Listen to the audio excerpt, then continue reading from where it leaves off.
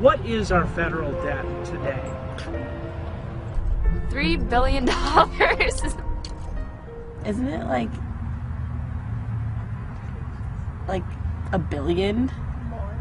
Or like 70 something billion? Can you tell me the difference between the federal debt and the federal deficit? No.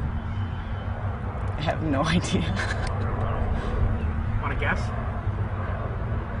No. Well, debt is pretty much, it's sad, but it's the American way. Something to do with money? Maybe? I have no idea. You know, I don't know the specific terms for deficit and all that other stuff, but I know that's the only way you get ahead is by borrowing from somebody else, no matter how much money you make. I balance my own checkbook. There's only two ways that I can make that work out. I either make more money or I stop spending as much.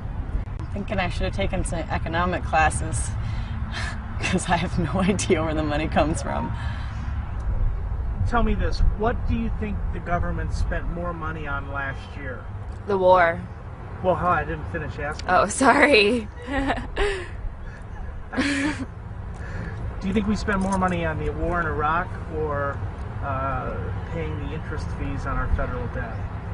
Wait, so we paid more in interest than we did for the actual war? That's ridiculous. That's bizarre and unnecessary. Hi, my name is Sam Willis, and I'm an accounting major at UCA.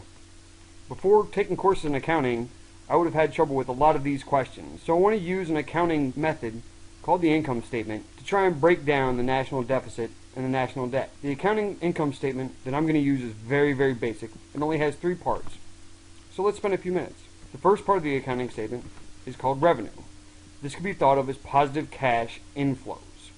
For most of us, this would be grants, scholarships, wages from our employers, money that we receive from mom and dad, any money that we have coming into us. The next piece is expenses, and these are just the opposite.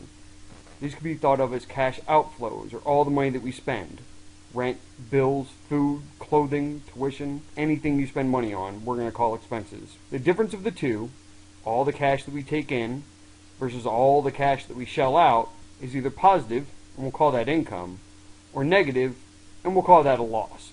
But don't get too caught up in these terms. Just think of income as what's left over after paying all your expenses, and a loss as more money that we still have to come up with to pay expenses remaining. So revenue, less expenses, equals income if it's positive, or loss if it's negative. We're going to work through this example quickly. Let's say that John Q. taxpayer received a total of $20,000 this year, so his revenue is $20,000. He spends altogether $15,000 on bills, books, tuition, and everything else. So we say that's less expenses of $15,000. So at the end of the year, he has a positive balance of $5,000. He had revenues of $20,000, plus expenses of $15,000. We call that an income of $5,000. There are really only 4 ways to change the income, whether it's a person, a government, or a business.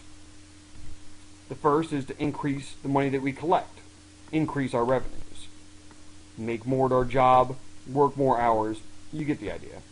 So if John increased from $20,000 to $25,000, naturally his income at the end of the year would increase from $5,000 to $10,000. Just the opposite. If we have a reduction in our collections, we work less hours or make less money per hour, decrease our revenue in any way. Let's say, for example, John decreases revenue from $20,000 to $10,000 if he lost his scholarship.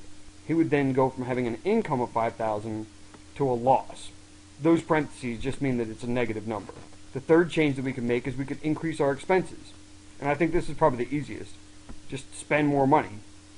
If John increased his expenses from $15,000 to $25,000 at the end of the year, instead of having income of $5,000, he would have a loss of $5,000. And the last way is to decrease expenses. Find ways to spend less money. If John manages to decrease his expenses by $5,000 for the year, then his income will raise from $5,000 to $10,000 for the year. Pretty straightforward. So let's get back to the metaphor part. Revenue, or collections to the government, is mainly made up of taxes to us and to corporation businesses. So tax hikes increase that revenue, and tax cuts reduce it. When we say expenses for the government, what we're really talking about is government spending on all government programs, defense, you name it. So when they increase spending, it increases their expenses. When they decrease spending, we could say it decreases the government's total expenses. If the result's positive, the government refers to income as a surplus, meaning that taxes and other revenue are more than what the government spent for that year. If the result is negative, as is usually the case, that loss is referred to as a deficit, meaning the government spent more than it received in revenue for the year. The reality is that we've run a deficit each year for the last several years, and for most years in the past few decades. It's been a while since we've had a surplus. The U.S. national debt, and I will make a good distinction here, the debt, the total money that we owe to all of our creditors, is the combination of three parts. The first is the one that we've been talking about. It's the accumulation of all past deficits and surpluses. The second part is the capital, or just money borrowed to cover expenses that we haven't had yet, but that we plan to have. Money that we know we're going to spend in the coming years. And the kicker is the interest on the huge balance of our national debt. Even though we have very favorable, very low interest rates, the debt is huge. Our revenue for 2010, a little over $2 billion, but we spent almost $3.5 billion.